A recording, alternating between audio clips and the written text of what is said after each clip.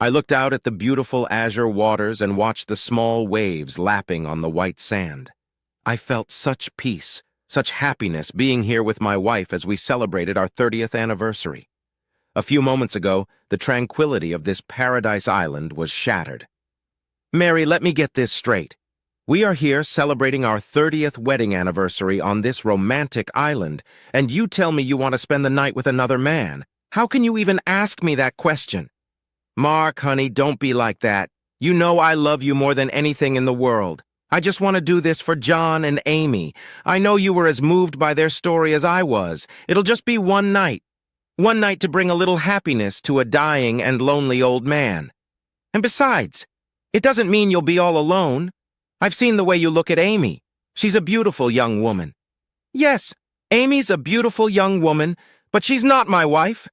I know she wants you to be with her father and is willing to screw me to seal the deal, but she's not my wife. I have never cheated on you, and until 5 minutes ago I believed you would never cheat on me. I have never cheated on you, Mark, and I never will. That's why we're having this conversation. Amy and I talked about it all day while you and John were jet skiing. She knows how lonely John's been since he lost his wife 3 years ago. Now, with his diagnosis, he has less than 6 months to live. Mark, she just wants him to enjoy the pleasure of a woman one more time before he gets too sick to do it. But why you? Why not just get him a prostitute? Heck, if they can afford a vacation on this island, they can afford a hooker. Amy said she tried that on the mainland before they left, and John got really mad at her. He doesn't believe in prostitution. He says any woman who comes to bed with him must do so willingly and with a desire for him, not his money. So you're saying you want John? You said it would be pity sex, but now you're saying you desire him. So it's not just about being kind and loving to a dying man. You want to fuck this old man. Don't be rude. Yes, John is a handsome and charming man. He has kind and gentle manners, but he is also very masculine. So while I wouldn't do it if he wasn't dying, I admit I think I would enjoy it. But having said that, just look at Amy. She's 20 years younger than us and gorgeous. You can't tell me you wouldn't like it. So, Mary, it sounds like you've already decided you're going to spend the night in his bed. I assume Amy told John about your desire. Have you discussed it with him? Have you told him that I've agreed to let you do it? Yes, Mark. I talked to John while you were taking a shower. I told him a innocent little lie. I told him we've switched partners before and you really want to be with Amy. Amy told him that she can't wait to be with you either. He was very reluctant, but finally agreed. I told him I'd be at their villa at 7:30 and Amy would be here at the same time. So this is how you ask my permission, really, just telling me that the deed is done. I really have no say in the matter at all. Well, let me say this. I do not agree. If you do this, our marriage could be ruined forever. I can't stop you without physically restricting you, and you know I would never hurt you, but this would certainly hurt him. Mark, this is just something I feel compelled to do. Making love to a lonely older man, giving him one last chance to feel like a real man, I just have to do it for him. Please, Mark, enjoy your time with Amy, and tomorrow we will be together again forever. Mary got up and walked back to our villa to get ready for her evening. I sat and looked at the water. How could this have happened to me? My wife leaving me to spend the night with a man we only met a couple days ago, a man who must be at least 60 years old. Mary has always been soft-hearted, and now she wants to screw some soft-hearted old man out of pity? No, that's just her excuse. She adores this old charmer and is using his diagnosis as an excuse to sleep with him. Well, I'm not going to make it easy for her. I got up and headed for the villa. Mary was wearing a light summer dress and sandals. I could smell the expensive perfume I had given her before we left the house. She was wearing her second diamond earring. Stop! I bought you these earrings as a token of my love for you, not to make you look good by cheating on me. Take them off, and don't wear the perfume I bought you. Wash it off at once. It's bad enough you're humiliating me and giving me horns tonight. I'll be damned if you're going to do it while wearing my anniversary gifts. Mark, you're being silly. I'm not giving you horns. We had a deal. We're switching places. You'll be with Amy. Now go away and let me get dressed. I took 3 quick steps across the room and grabbed her left wrist. I took her wedding rings off her finger and held out my hand. Give me the earrings or I'll rip them out of your ears. With a frightened look, Mary took the earrings off and put them in my hand. I put them in my pocket and turned to leave. Don't bother coming back tomorrow, you can just stay with them. I walked over to the refrigerator, poured 6 cans of beer, and walked back to my chair on the beach. I sipped some of the beer and stared at the water. My mind was going round and round in my head. What am I going to do? What could I possibly do? If Mary comes to me right now and tells me she canceled, I'm not sure I can forgive her even here. If she goes to him tonight, our marriage is over. I sat there for over an hour before Amy came up to me. Mark, I've been looking for you. Do you want me to join you here, or do you want to come inside? Amy walked around my chair and stood in front of me. Amy, you're a beautiful young woman. But I'm a married man, at least for the moment. I know you and Mary had an arrangement for this evening, but I never agreed to your plan. I told Mary I didn't agree and she went to John anyway. She's cheating on me with your father, and I'll divorce her as soon as we get home. Oh my God, Mark, you can't think like that. You know why she's doing this? It's an act of kindness. She's not cheating. She loves you, and I know you love her. Please, Mark, let me take your mind off of this. Amy pulled one thin strap of her summer dress off her shoulder, then the other. Her dress fell to her feet. Completely naked, she spread her legs slightly and inhaled deeply, causing her firm breasts to heave. She was indeed a beauty. Graceful hands rested on the curve of her hips, fiery red nails contrasting with her tanned body. She waited until my gaze returned to her, then smiled. I think we could have a little fun. She's having fun. You deserve some fun, too. Mark, I was really looking forward to being with you tonight. Please, let's go inside and let me help you forget about her for one evening. My eyes took in the sexy blonde as she reached out to me and asked me to take her inside. The 4 beers I drank were almost enough to let my lust take over my brain, but my anger overpowered. I stood up, grabbed Amy's hand, and staggered back to my villa. I went straight to the bedroom, telling Amy to get the wine out of the fridge. I walked into the bedroom and slammed the door shut, sliding the small deadbolt shut. Mark, let me in! Why are you doing this? Please, Mark, open the door and let me in. Please, Mark. Amy, my wife decided to become a whore. It doesn't mean I have to follow her lead. I made a vow and I'll keep it until I can divorce that whore. You can leave or you can sleep on the couch. Either way, you're not sleeping with me.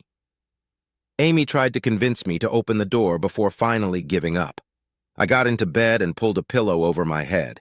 I was emotionally drained, and with the help of a beer, I fell asleep. I woke up to another knock on the bedroom door. Mark, open up, let me in. Mark. This time the voice belonged to my unfaithful, soon-to-be ex-wife. She knocked on the door. Mark, darling, please open the door. We need to talk. We need to put all this behind us. Please, Mark, I love you. I know I hurt you, but it's over now and we can be together today. Please, Mark. It's our last day on the island. I want to spend it with you, my husband, the only man I've ever loved. The room was flooded with bright morning sunshine. I had a slight headache, and the knocking on the door didn't help at all. I got out of bed, walked to the door, and pulled the deadbolt. Mary burst into the room and rushed over to me to give me a hug. I pushed her away hard. Don't touch me, you filthy whore! You come to me fresh out of his bed and expect me to take you in my arms? You must be out of your mind. I can smell him on you from here. Go take a shower and clean yourself up, you filthy whore. Mary gasped in horror and then burst into tears. She turned and ran to the bathroom, screaming, I'm sorry! I'm so sorry! I wasn't thinking! Mark, please! I'll be out in a few minutes. I'm so sorry! I went into the kitchen and made some coffee. I regretted that we didn't have cell service on our island so I could get out before our 6 p.m. departure. I looked at my watch, 11:30. That meant I had to be alone with her all fucking day. Mary walked into the kitchen. She had a towel wrapped around her and her wet curls hung down over her bare shoulders. 2 days ago, I would have jumped up from my chair and enclosed my beautiful wife in my arms.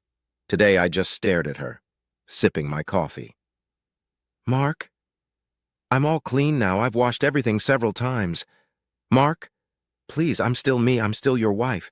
Please, baby, say something. Put some fucking clothes on, and then we need to talk about what's going to happen. But, But Mark, aren't you going to get your wife back? Amy and John said you'd want me back. They said you'd fuck me harder than ever. Please, Mark, I want you to take me back. Make me yours again. Shut your mouth, you fucking cow. I'll never touch you again. Now get your cheating ass over there and put some clothes on. Mary burst into tears and ran off to the bedroom, slamming the door. She came back as I was pouring the rest of the coffee into my cup.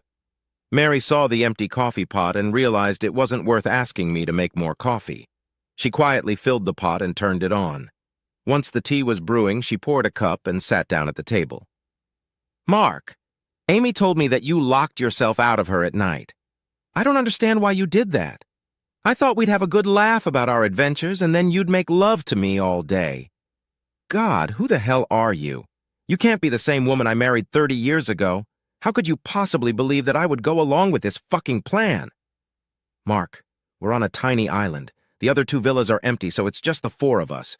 No one will ever know what we've been doing here. You had a beautiful young woman begging you to sleep with her, and you had my blessing to do it. What man in his right mind would pass up an opportunity like that? You just don't get it. I loved you, only you. It doesn't matter that no one else would know what I did because I would know what I did. I took an oath, and oaths mean you do what you promised even if no one is watching you. Obviously, your vows meant nothing to you, but they meant everything to me, and you broke them. Mark, I thought you'd like this. I knew you were in a little bit of pain, but I thought once you started with Amy, you'd really like it. I didn't know you locked yourself out of her bedroom until she told us about it this morning. I just assumed you had a wonderful night, just like you, Mary? You mean like your miracle night having John? Hell yes! It was a wonderful night. John is an excellent lover, and I actually had a wonderful night. You could have had a wonderful night too, but no, you had to be a fucking saint. Well, it's your own damn fault you missed your wonderful night. I waited until I got my anger under control. Then I calmly said, No, Mary, I've already had 5 wonderful nights with you. I didn't need a wonderful night with Amy. I was looking forward to another wonderful night with you. But you chose to be with John because you believed he needed you. Well, I needed you too, but I guess it just wasn't important to you. I stood up and walked to my lounger. I pulled my beach hat over my eyes and tried to sleep. After about an hour, a large shadow flashed in front of me. I looked up into the smirking face of my wife's lover. Hey, buddy, I'm really sorry about the mix-up. I swear I thought you were okay with the plan last night. He tried to sound sincere, but couldn't quite hide the smirk. That's when I realized it was all a ruse.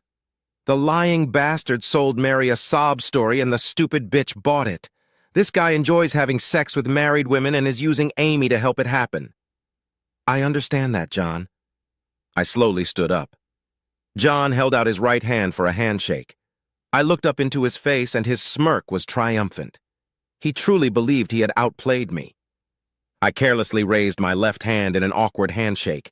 John shifted his gaze to my left hand. I raised my right fist and drove it into his throat. John instantly grabbed his throat with both hands and recoiled. I stepped forward and did my best to send his balls back to the mainland. John fell to his knees and I elbowed him in the temple. I seriously considered dragging his gutless body into the water and drowning the son of a bitch, but then I heard Mary scream. I turned around and saw her running toward me. She ran right past me to the senseless body stretched out on the beach. Oh my God! What have you done? Oh, John, are you okay? Mary slapped John lightly, bringing him back to consciousness. I had to laugh. She slapped him very close to where I had elbowed him. I thought it must have hurt, really hurt. I went back to the villa and went inside for a beer and a snack. I sat on the porch and watched Mary and Amy help a heavy-set John stagger back to the villa. When he got closer, he turned and looked at me. The triumphant grin was gone, and in its place I saw only fear. I didn't see Mary until the boat arrived. She quickly gathered her things and hurried with them to the pier. When we got on the boat, Amy and Mary talked to a crew member, and I assume he used a radio to contact the mainland because we were met by some uniformed police officer. Mark and Mary Stevens. I nodded. Please come with me. We followed the man into a small office, and he pointed to a couple of chairs. We sat down, and he offered us a drink before getting serious. I understand you had a run-in with Ron Cook and his gambling friend Amber Jones. No, officer, you're wrong. It was the Phillipses, John and his daughter Amy, Mary said, looking at me intently. Oh, were those the names they used this time? I apologize, officer. John and Amy are my new friends, and my husband attacked poor John for no reason. Ma'am, do me a favor and shut the fuck up. I want to talk to Mr. Stevens, and I don't want to be interrupted. I laughed. Please call me Mark. What can I do for you, officer? Mark, I think you must have figured out Cook's game, and that's why you, expressed your displeasure during your, conversation? Maybe, but I won't admit to anything. Honey laughed. Spoken like a true American. Well, Mark, this is the 5th time Cook has run this game with some gullible tourist. At least this is the 5th time we've heard about it in connection with some kind of complaint or altercation. I have no idea how many times he's just gotten away with it. From what I understand, Miss Jones's next step is to contact your wife in a few months and inform her that her lover has passed away. She'll then ask the woman for some money to help bring Cook's body back to the States to be buried next to his late wife. Wow, that's a bigger scam than I thought. He talks the stupid wives into screwing him, then gets his whore to trick them one more time to get some money. Not a bad play. Yeah, but thanks to you, I'm guessing he'll be out of the game, at least at our resort. Well, who's Jones?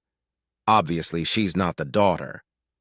Amber Jones was a stripper at a club in Miami when Cook met her. He had just won a small prize in the lottery and convinced her that he was very rich. She traveled with him for a while until he developed this scam, and now it's pretty much all they do. She wants to be an actress and thinks it will help her study. Cook just loves to tooting his husband's horns and then getting their stupid wives to send Amber money. He bragged that it's like making cuckolds pay him to have sex with their wives. At this point, Mary, tears rolling down her face, began to sob and wail. Oh God, I'm so stupid. I gave up my husband by believing these lies. Mrs. Stevens, you are not the first woman to be deceived by these two. I have 2 other ladies who want to press fraud charges against Cook and Jones. Now, Mr. and Mrs. Stevens, if you want to drop the charges, I think I can persuade Mr. Cook to do the same. In any case, your plane leaves in the morning, and once you're in the air, you're out of my jurisdiction. I looked at Mary, and she nodded and said, I just want to go home. Please, Mark, just take me home. Back home, Mary tried to convince me how sorry she was that she had done something so horrible. She claimed that she had been deceived, or perhaps even hypnotized by John, and was not in her right mind when she cheated. I serviced her at home 5 days after we landed. She had a nervous breakdown and was hospitalized for several months. That didn't stop the divorce. She tried to get our adult children to step in and help her, but once I told them the whole story, they refused to help her. Eventually, she gave up and we agreed to a standard 50-50 split. We sold the house for a tidy sum. I have to pay child support for the next 10 years, and then she'll have a nice little nest egg to lean on. Sometimes I think back on everything and am amazed at how going to heaven ended my 30-year marriage and left me aging all alone. Fortunately, my daughter had other plans for me and introduced me to her neighbor. We hit it off and it looks like things could get serious, but I can guarantee we won't be spending our honeymoon on Paradise Island.